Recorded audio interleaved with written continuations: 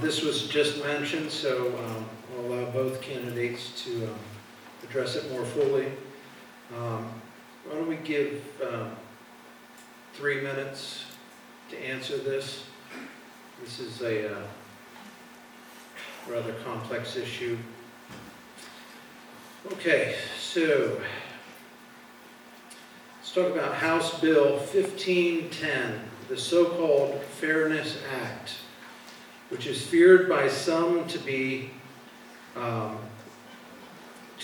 what they call a bathroom bill, or would open up the access for those biological males who identify themselves as a female to potentially come into the facilities, the restroom facilities, and even locker rooms and shower rooms. So the question, should Pennsylvania public schools and other public facilities be required to open up restrooms and locker rooms regardless of biological sex, and maybe address some of the fears with this House Bill 1510. Mr. Hanna, I'll let you go first. Three minutes. Thank you.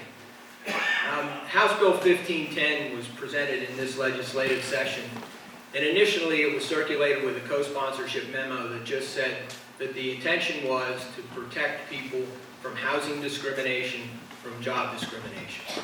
So the bill was circulated, and we were told that what we were being asked to do is to say that if a landlord finds out that his tenant is gay, that he can't simply evict him solely for that reason. What we were being asked to do was protect an individual who his employer finds out for the first time that he's gay and fires him. That's what we were being asked to do with House Bill 1510. And I was a co-sponsor.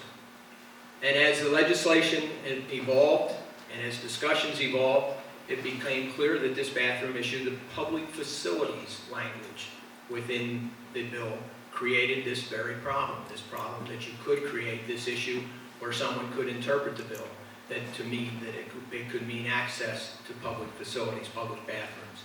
As soon as that became clear, I went to the prime sponsor, Dan Frankel. I asked Dan, I said, is that how you interpret your bill? And after some discussion, I was satisfied that yes, that's how he interpreted it. So I told him that that was a problem for me and that I could not sponsor that bill any longer. And I've asked to be withdrawn as a co-sponsor. I do not believe that there is any place in America for gay individuals to be fired because of that. Nor do I believe that they should be evicted from their apartment because of that. But I am not prepared to sponsor a bill that says that anyone can have access to any bathroom. So I've asked to be withdrawn as a co-sponsor of that bill for that reason. Thank you. Well, I would have never co-sponsored a bill like that in the first place, but so no, I would not agree to that bill. But I kind of want to follow along with what Chick-fil-A did. You know, they stood up for marriage and they stood up for what was right, but they also said that we're going to employ all people here and show love. If you've seen how they handled that with such grace and dignity, and that they showed love to all people and said, we don't say that we can't hire them because they're gay or not gay. They hire people that are gay, they hire people that aren't gay there at Chick-fil-A, and they show the love of Jesus to everyone that walks in that door. And so I share that example just to show the heart and love of all Christians, especially in this district, that we're not hateful and we're not bigots, but we do stand on what God's word says. It's pretty simple. But we're the most loving, kind, and caring people. So it's a shame that the media tries to portray Christians in that light when that really is not the truth at all. So I would have never co-sponsored a bill like that, and I definitely don't think that men should be going in the women's restroom. I think that that's a disaster. But it also shows us where we're at as a country. And we're at a sad state as a country. If we're sitting here literally talking about withdrawing or having our name on a bill that would even consider that. I mean, think about it, Americans.